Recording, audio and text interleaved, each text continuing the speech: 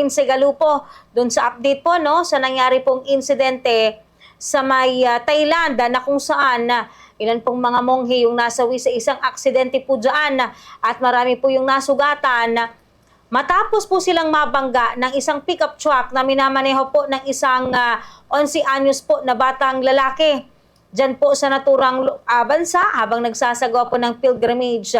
At sa mga sandaling ito ay atin pong kamustahin ang sitwasyon po dyan ngayon. Update po sa pangyayari po na yan sa pamamagitan po ng ating Bombo International News Correspondent na si Sir Renzi. Hello po Sir Renzi! Good afternoon po sa inyo. Live po kayo napapanood at napapakinggan sa ating programang Bombo Hanay at Ugto. Ang inyo pong pagbate sa ating mga listeners and viewers. Si Bombo Justin po ito. Magandang hapon po sa lahat ng tagapakinig at televiewers po ng programa nyo, Bombo Justin at ng Bombo Dagupan po. Magandang hapon sa lahat. Yes po. Sir Renzi, kung inyo pong mamarapatin, kung maaari po nating mabuksan yung ating camera, maraming salamat po. Sir Renzi, unang-una po sa lahat, kamustahin po natin ano na yung latest update dito po sa insidente no, na naitala dyan po sa inyo pong bansa na kung saan ilan pong mga monghe ang nasawi matapos pong mabangga ng isang pick-up truck na minamaneho po ng isang 11 anyos po na batang lalaki, sir. Mali ang update po, Bombo Justin, 20 hours ago, ang Mukdahan Hospital ay nanawagan ng blood donation para po sa mga lubhang nasugatan ng mga monks at laymen po sa aksidenteng ito. At yun nga po, mga 10 po na mga monks na ang namatay, 5 on the spot, at yung 5 ay nasa hospital pa namatay po. So Renzi, nakita natin no yung videos nung sasakyan itong mga involved po dito at nakita natin na kung pagbabasehan yung sira o yung naging pinsala, malakas yung pagkakabangga. Sir Renzi, kasi isa pong 11 years old yung nagmamaneho po nitong pickup truck po na ito. So papaano po yung investigation dito? Kasi di ba pag ganitong kabata, minor, meron na bang maaari na bang makulong dyan po sa Thailand? Kasi di ba dito sa atin yung mga minor de edad 15 years old pababa, may mga exemption sa batas o meron pong tinatawag na criminal liability po dito. So kamusta naman po dyan sa Thailand? Dito sa Thailand, Bombo Justin, below 12, parang walang criminal liabilities. Pero yung parent ay magkakaroon ng pananagutan sa incidenteng ito. Hospitalization, compensation sa mga namatay. Yan po ang pananagutan ng parents nito. Dahil, siyempre, makikita natin na bata, 11 years old, tapos meron pang kapansanan, medyo ata merong diferensya ang bata, pero yung mga kasamahan nating mga katutubo, mga Thai, na mga kasamahan nating mga guro, nag-usap-usap din sila kung bakit nakakapag-drive ang 11-year-old na may kapansanan at ganun na lang ang nangyari. Kaya sabi nila siguro tinuturuan ng parents na mag-drive minsan ang bata. Kaya nakihiligan, hindi na itago ang susi na maigi. Kaya lalo na nakapagmaneho pa raw po ito ng nasa 10 kilometro, medyo malayo-layo pa no yung binagtas nitong bata pong ito. Pero sir, dyan po sa Thailand, yung pag i-issue po ng driver's license hanggang ano yung edad na pinapahintulutan na mabigyan po ng ganitong klase po ng lisensya, sir? For motorcycle, pwedeng 15 years old. Pero pag professional like car, sa mga car naman, 18 pataas talaga.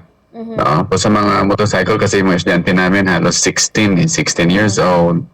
Meron na silang motorcycle license po. Ito, ibang kaso kasi 11-year-old and with special needs pa. Pero ngayon, sir, ito pong batang ito, nasaan na ngayon? Meron bang pagdadalhan po sa kanya? Dito sa atin, di ba? Kapag nasangkot ka po sa crime and you're 15 years old below, dadalhin ka sa DSWD o sa facility na maari pong antayin yung right age mo bago mo panagutan yung iyong pagkakasala o yung paglabag kung meron man. Diyan po sa Thailand, paano po yung naging May- sistema? May certain brackets sila, Momo Justin, no? Parang 11 ato, parang wala talaga eh. Tapos sa 12 to 15 yon pwede silang in-house, no, sa juvenile center. No? Tapos, kasi 11 lang talaga eh. So, medyo ang malaking pananagutan dito ang parents talaga, Momo Justin. Mhm. Okay, so kamusta naman yung reaction po ng mga residente po dyan dito sa bagay po na ito, sir? Actually, Momo Justin, medyo ang dami lang kasi nasawi, no, sa pangyayaring ito. Mhm. But when it comes to mortality rate sa road accident, no, ang Thailand ay mataas din ang rate nila sa sa mortality po ng aksidente sa daan. Halimbawa na lang natin yung ang school ko kasi ito ay technical college. Ang mga estudyante namin dito 99% mga lalaki at nagmamaneho sila talaga ng motor. Every year actually, Justin, meron kaming patay, either isa o dalawa kada taon po. Mhm. So, yung So, yan mga... po. Ito medyo tragic lang kasi ang Yeah. dami at saka monks pa, no? Aha. Yes po. Sir Renzi, so itong mga victim ngayon, kamusta na? Lalong-lalo na ito pong mga dinala po sa pagamutan na sir? Actually, Justin, ang basta mga ganitong kaso, ang mga monks ay malaas ang respeto ng mga Thai po sa kanila. Even sa train station, sa bus station, sa van station, ang front seat ay nailaan yan para sa kanila. Aha. So, itong pangyayari nito ay sigurado na ang gobyerno at ang royal family, no, na ay magtulungan po, no, para sa kanila. Mhm. Ay, nakakalungkot yan, sir. Kasi kahit dito sa atin, malungkot din ang ating bansa sa mga nakalipas po na araw dahil siguro nabalitaan nyo rin yung tungkol doon sa insidente ng pamamaril no, sa loob po ng isang Opo. eskwelahan, which is the suspect is mga minors.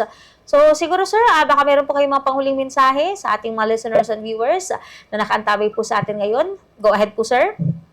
Okay po, sa mga ating listeners, no, kung may mga anak kayo, no, especially na mga bata pa, yung susi man o ang baril nyo, no, kailangan itago natin ito para hindi tayo mapahamak. No? Kasi sa bandang huli, no, ang pagsisisi ay nasa huli, no, at tayo rin ang mananagot sa batas dahil itong mga batang ito ay walang kamongmong sa ginagawa nila. Yes po. Sir Renzi, pero ito po palang mga nasawi at yung mga nasugatan, mga local ties po yun mayan at hindi po galing po sa ibang bansa?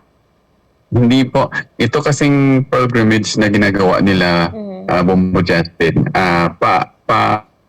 umpisa na po kasi ng Kaupansa, yung tinatawag nilang Buddhist Lent, no? Ito ay magsisimula sa July 30 ata, after ng full moon hanggang October yan. Kaya minsan wala rin kaming pasok kasi siyempre, although Catholic school, Catholic college yung aking tinuturuan, pero mga estudyante namin, 99.9% ay mga Buddhist po. Mhm. Okay po. Sir Renzi, maraming salamat. Mag-iingat po kayo dyan, sir.